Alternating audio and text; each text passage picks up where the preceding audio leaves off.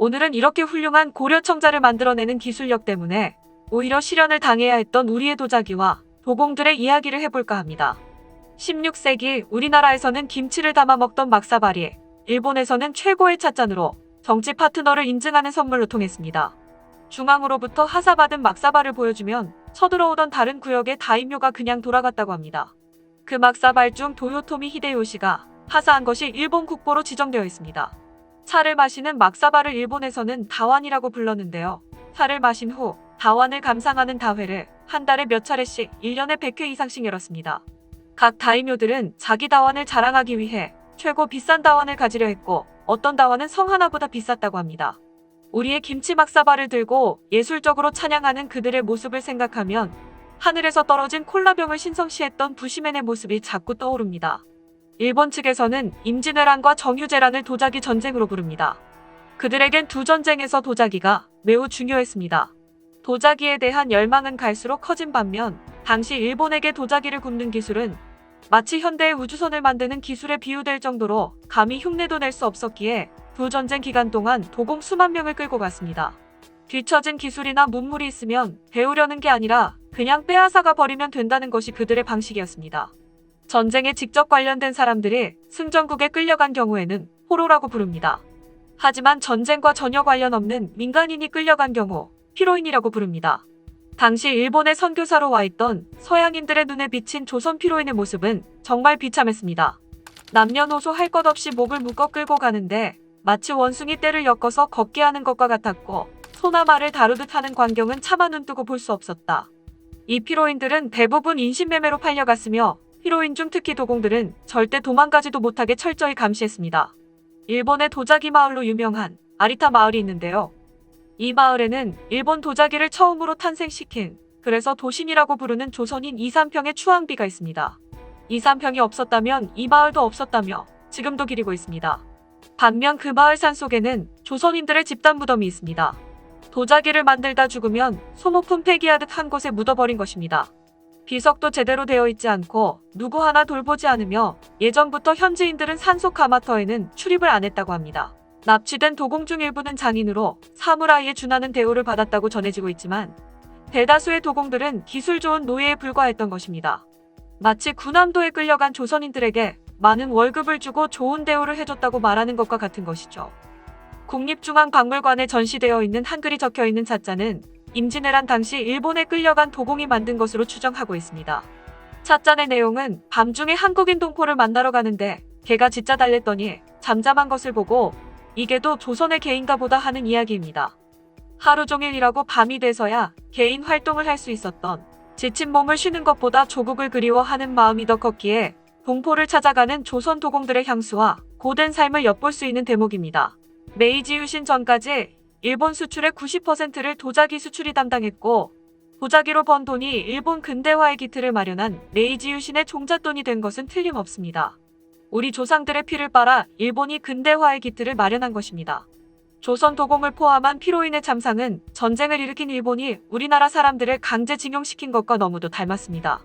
막사발도 국보급으로 떠받드는 이들인데 지금도 세계적으로 유명한 고려 청자를 봤을 때는 어땠을까요? 말 그대로 환장했습니다.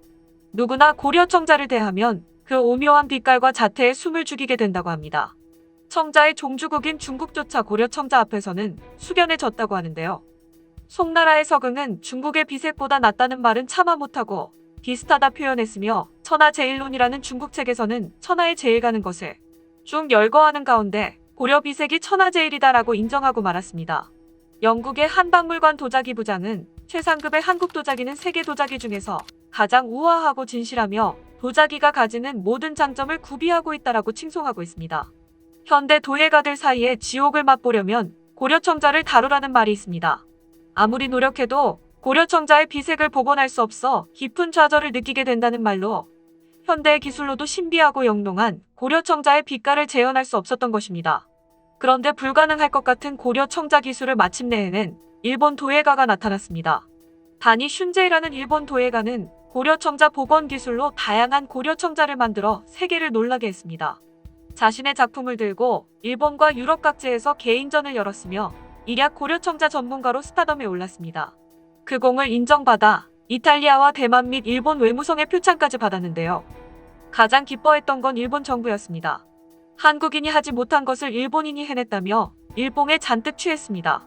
하지만 이와 같은 사실을 신문 기사로 본 한 일본 교수에 의해 그의 사기 행각이 드러나게 됩니다. 고려 청자가 쉽게 복원될 리 없다는 것을 알고 있었던 교수는 우리나라의 이 사실을 확인하는 과정에서 이천의 도예인들은 다니 슌제이의 행각을 알게 되었고, 다니 슌제이와 일본 정부에 강하게 항의한 끝에 사기임을 자백받았습니다. 다니 슌제이는 도예가도 아니며 한국 도자기를 일본 애호가들에게 파는 중개업자였습니다. 도자기를 구입하러 이천에 들락거리다가 어느 날 특수도예 복원가로 탈바꿈하고 이천 도예가들에게 자신의 낙관을 넣어 청자를 만들어 달라고 부탁했던 것입니다. 희대의 사기꾼 다니 슌제이는 무릎을 꿇고 사죄를 했고 일본은 국제적 망신을 당했습니다. 조선 통감을 부임했던 이토 히로부미는 대놓고 장무라비 노릇을 하며 조선의 고려 청자를 일본이나 해외로 빼돌려 씨를 말렸습니다. 통감으로 부임한 이토는 순장 풍습에 따라 수많은 고려 청자가 무덤 속에 있는 것을 알고 도굴꾼들을 시켜 고려 청자를 파내어 최고급 뇌물로 뿌리고 다녔습니다. 전국에 안 파헤친 무덤이 없을 정도였으며 남의 나라 조상 무덤을 저리 파헤치니 같은 일본인이 봐도 극악무도한 짓이라고 했을 정도였습니다. 훔쳐온 것을 그대로 선물하고 다녔으며 그중 특히 귀한 것들로만 일본 왕에게 헌납했습니다. 지금 일본 왕실에 보존되어 있는 고려 청자는 이토 히로부미가 갖다 바친 것이라고 합니다. 이토가 고려 청자에 얼마나 열광했는지 이토는 부하에게 고려자기를 보이는 대로 다 사들이라는 명을 내렸습니다. 그 부하는 개성과 강화, 장단 등에서 불법 발굴된 고려자기들을 좌에서우로 100점씩을 손가락으로 지정해 한꺼번에 구입하기도 했으며 어떤 경우에는 한 점포에 고려자기를 싹쓸이 쇼핑하기도 했습니다. 고려 청자 중 가장 수작으로 여겨지는 청자상감 운항문 매병이 있습니다. 우리가 흔히 고려 청자하면 떠오르는 학이 그려진 그 고려 청자로 지금은 우리의 국보이지만 일제시대 때 무신 정권의 최후의 무덤으로 추정되는 묘에서 도굴되어 어느 일본인 골동품상이 가지고 있었습니다. 1935년 한 청년이 매입 의사를 밝히자 일본인 골동품상은 2만 원을 제시합니다. 2만 원이면 그 당시 서울 기와집 20채를 살 수 있었는데요. 이는 청자거래에서 유례없는 거금이었지만 이 청년은 눈 하나 깜짝하지 않고 2만 원을 주고 청자를 샀습니다. 이 소식을 들은 일본의 당대 수집가는 매병을 구경하러 바로 현해탄을 건너옵니다. 그 매병을 보는 순간 그 자리에서 2배인 4만 원을 부릅니다. 오히려 주변 사람들이 귀를 의심하며 마른 침만 삼키고 있을 때 청년은 양보해드리지 못해 죄송하다고 이런지하 거절합니다. 이렇게 해서 국보 68호는 우리나라에 남게 되었습니다만 본래 우리 것을 왜 기와집 20채나 주고 되사와야 하는지 모르겠습니다. 중국 네티즌들의 댓글 중 심심치 않게 우리를 공격하는 내용 중에 하나가 한국 사람들은 공자도 한국 사람이라고 우긴다. 우리의 문화를 죄다 훔쳐다가 지네들 것이라고 우긴다라며 우리를 마치 문화도둑 취급하는 내용인데요. 문화라는 것은 전파되고 현지 문화와 새로 융합되면서 새로운 형태의 문화가 탄생하는 것이라고 생각합니다. 우리의 문화가 중국의 영향을 받은 것은 맞습니다. 중국 문화를 받아들여 우리의 문화로 새롭게 꽃피운 것입니다. 그러나 일본은 문화를 강탈해 갔습니다. 임진왜란과 정유재란을 도자기 전쟁이라고 부른 것처럼 영토를 침공해서 부산물로 문화를 얻은 것이 아니라 처음부터 문화 침탈이 그 목적이었다고 할 수 있습니다.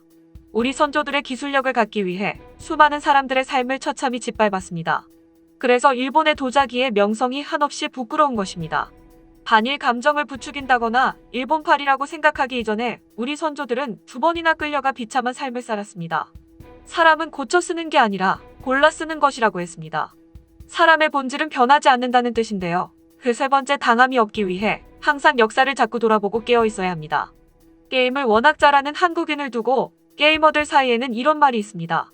어떤 게임을 한국인들이 못한다면 그 게임은 아직 한국인들이 하지 않은 것이다. 시작하지 않았을 뿐이지 한 번 손떼기 시작하면 탁월한 능력을 발휘한다는 말인데요. 도자기에서 중국과 일본에 밀려있던 한국이 세계를 깜짝 놀라게 한 일이 있었습니다.